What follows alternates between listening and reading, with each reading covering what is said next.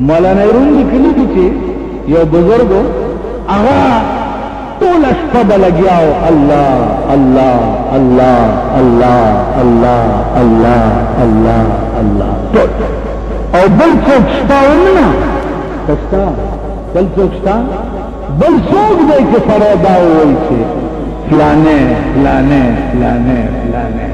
کشته نو صرف د الله ذات دی که د تعریف کولو دی نو صرف د الله ذات دی بل څوک دی چې د هغه تعریف وکړي یا د هغه صفت وکړي اوس موږ خو په دې قهر اخته یو چې ټول ورځ د بني آدمو تعریفونه کوي لګېږي حالانکه په دې کائنات کې بل څوک نشته د تعریف کولو قابل سوا د الله د ذات بزرگ لگیا دے ټول شپه الله الله الله الله یو شپه په وجد کې راغو او وی چې اے الله زما زړه وچاودو په الله الله ویلو باندې تا یو ورځ مونږ چې زما بنده زدایم کله خو تم ربانی دا د اولیاء الله ځان له حال یو قال یو حال زمون قال شتا حال من پیژنو دا او بیا پاکستان کې د حال خاوندان کم دي دا خو کنجر او بند زاج خلق دی ابل شپل لیدو د شپې جشن پاکستانو کا جشن ازادي و پسو زکو د اټکنو کې ناشته ریکارډ چنجرې لګولې دا لکان په سوارو ټول شپه په خار کې ګرځېدو لا سنم پړقولو ګډې دم اوس ما ته باز خلک ګلو کې چې ستا تقریر کې کنزل کړي نو زوان ګلو دې په ځای دا چې کنزل نه دی پکار او بعثیت انسان زمام رخلو لراشي چې زه دې قوم حال وګورم دا څه بني ادم دی یا دا څه سړی دامن د سپي اولاد چې نن کله کله داسې سر پخپو کې نه باسي او لږ آرام د سپي بچي زمونږ د ملک وګوره مونږ د سپي د بچو نه بدتر آرام نه ورځي د قوم ته ګډي خولین ګډېږي او پین ګډېږي او سترګې هم ګډېږي لاسونه هم ګډېږي څه قوم دی دا څه ملک په دغه ورځ وایي مونږ ته ازادي میلاو شوې په دغه ورځ تا ته ازادي میلاو شوې وه چې په کومه ورځ درنه بنګال لاړو هغه د ماتم ورځ هم مناوه وکړ ته خو نیمې نیم یو سړی چې په منظره کې بالکل د سر نواله تر پښتو پورې په منظره کې نیمه خوا وغورځوي او دې نیم ته وایي چې مبارک شه د اختر ورځ ده دا نیم به ته به وایي چې حرم کم اوس نیم به وایي چې خدای دې کور وانکړه زما سال دی او ته ماته وایي مبارک شه د اختر ورځ ده ته خو نیمې بیا په نیم کې دې څه حال دی سندھ کې دې څه حال دی کراچۍ کې دې څه حال دی پنجاب کې دې څه حال دی صوبه سرحد کې دې څه حال دی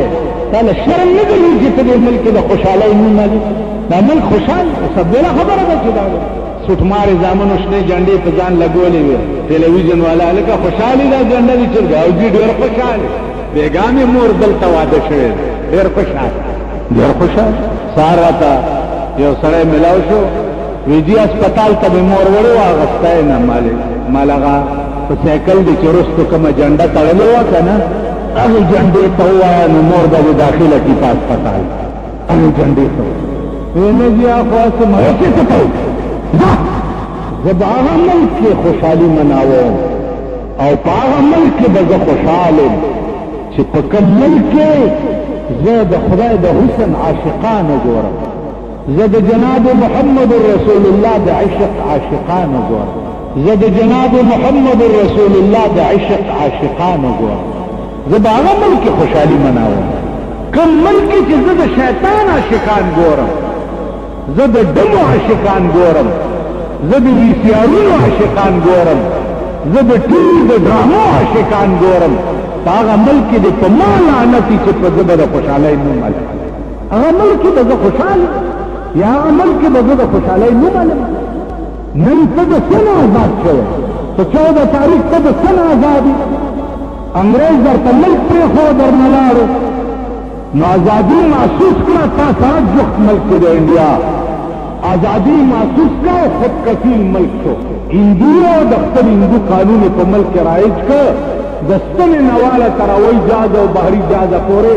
آر سے خپل جوړ کا خود کفیل شو آکا خوشحالی مناول حق بجانی خیر مارا تو خو خیر ماری تو خو پردو ملکونو خیر غواړي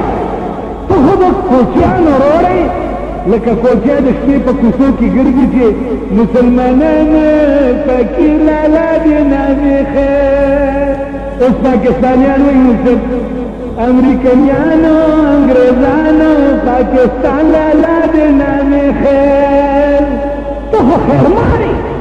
خیر غواړې لږې دا در باندې بند په ملک کې وسایل جوړ کړی تاله شرم نه ګرځي چې ته په ملک کې د خوشحالۍ نومالي او د ټینکونو او د توپو نمایش کې ټینکونو او توپ دي غرخون جازونه والو دا اواز درته په خبرونو کې ویل کېږي چې نن په کشمیر کې دومره مسلمانان مړه دا یوازې چې ستا او د هندو منځ کې پروت دی که نه دی که تا کې غیرت وي ته چې د سعودي بدل اغوستوله د فوج لېږلو هلته تلې دلته لړ د کشمیر مسلمانان چې ټول تباه شو دا بدل د هندو نه ولې نه روزانه په شلګونو او په سوونو مړه کېږي دا بدل نه هلې فوج چې دی څه چل دی د بیت الله شریف حفاظت دپاره مې فوج لېږلی نو زما عزیزان بې عقله قوم دی بې حصه بې وقوف بوډاګانې په سود ګرځي خدای په راستی که زمونږ د ژوند او د زمانې بوډاګان خو اول چې د شپېتو شي نو د ویشتو شي چې د شپېتو شي او د شپېتو نه واوړي بابا پسې 16-15 پوهېږي دا دلته دا بوډاګان ناست یو راپاسومه په 16 کالکان زموږ د دوی باندې ډمتوب تربیت کېږي لګیا دی نه د ډمتوب او د کنجرتوب تربیت کېږي نو آینده نسل دا تربیت یافته دي او بوډاګان پسې پوهېږي نه دا کل د پاکستان قوم نو سوی چل اوس ما ضرورت د وحی باندې ستاسو مخکې باس کول دي نو سوچ ورته کومه چې ضرورت د وحی اوس دوی به پوهې څنګه پوهېږي به څنګه نو نن یو څه بس دماغ کې کېږي چې انسان خدای ته ډېر عزیز او په ډېر ښایسته صورت یې پیدا کړ نو هغه بزرګ چې الله الله ټوله شپه کوله او خدای ته التجا وکړه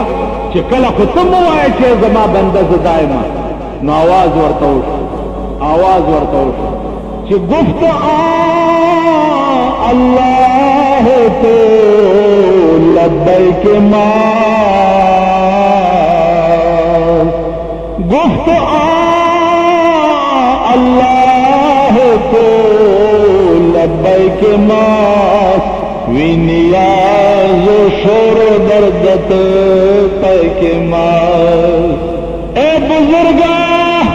داستا لالا چی دے دا زمان لبیک دے کہ چالا ہوئے نزدر تویم چی لبیک زدر تا حاضر والارما تو چالا ہوئے نزدر سرے حاضر در سره اے زما بنده که زما توفیق نوے نو ټول دنیا دشتو د پرتای نو پنی مشپک به ترا پاسه دینا زما نوم بدنا غسته د الله आवाज چې گفت الله تو لبیک ماس وی نیاز و شور دردت پیک ماس داستا الله چې ده دا زبا لبیک الله چې چاله توفیق ورکي او دا دغه زبا الله وو نو چې الله وو نو پرشه چې خدای را سره اوس دا یو ټکی ما وکړو چې څوک وایي چې زه خرچلو ما یا دا کوم یا دا کوم یا دا کوم نو زه څنګه د خدای خوښ عزیزانو د مینې قانون دا دی چې عاشق څومره جاړي منډې وایي په عذاب وي اوږې وي تږې وي دومره د معشوقې زیات منظور نظري او زیات ورته خوښ وي او زیات ورته عزیز وي دوه نمونې درته وایي که خدای پاک دا روزه نه وی فرض کړې نو د هغه په دې ذات کې څه کمی راتلو او چې فرض یې کړه نو په ذات کې څه زیاتې راځي که دا ټوله دنیا روزه وخوري نو د الله په ذات او په کائنات کې څه کمی راځي او که دا ټوله دنیا روزه ونیسي نو د هغه په ذات کې څه زیاتې راځي نو فرض کړې ولې ده فرض کړې ذکر چې د سحر نه د تر ماښامه پورې د خپل رضا دپاره اوږې وساتي اوږې، نو دا هغه له خوند ورکوي چې هغه انسان چې ما په ډېر ښه تقویم پیدا کړی دی. وګوره د اړ په شکال غوندې ورځ د تندې نه مې وسوځولو او ورید پرید مې کړو، نو په خپل ذات مې دې قسمي چې دی ما د اړ په شکال په ورځ کې د تندې نه ورید پرید کو، په خپل ذات مې دې قسمي چې د دې روژې ثواب به زه په خپل لاس درته ورکړم. ملائک به ګوري د ټول کائنات په قیامت کې به ولاړي او زه به په خپل لاس روژهدار ته د دغې روژې ثواب ورکوم. نو ته ووایه چې الله ته وګوره او د هغه لاس ته وګوره، نو زه ته یا 10-12 ګنټې څنګه تېرولو باندې د خدای لاس ما ته نصیب کېږي. الله پاک د دې ټول کائنات ایجاد چې دی دا د چا دپاره کړی؟ دا ځمکې، دا اسمانونه، بیا په دې کائنات کې چې څومره مخلوقات دي، څومره حشرات دي، څومره نباتات دي، څومره جمادات دي، د دې ټولو اشیاء ایجاد چې کوم دی الله پاک هغه چا دپاره کړی دی چې څوک الله ته ډېر عزیز او الله ته چې ډېر عزیز دی نو هغه صرف انسان په دې ټول کائنات کې خدای ته چې زیات خوښ دی نو هغه صرف انسان. تاسو وګورئ پیریان چې دي دا هم د بني آدمو غوندې یو عظیم مخلوق دی، لیکن الله پاک په پیریانو کې یو پیغمبر هم نه دی رالیږلی. مارغان وګورئ دا هم د بني آدمو غوندې یو عظیم مخلوق دی، لیکن الله پاک په مارغانو کې یو پیغمبر هم نه دی رالیږلی. غویان میخې وګورئ دا هم د انسانانو غوندې یو عظیم مخلوق دی. تاسو وګورئ په هغې کې الله یو پیغمبر هم نه دی رالیږلی، ځکه چې څنګه یو نوعه انسان دی دغسې یو نوعه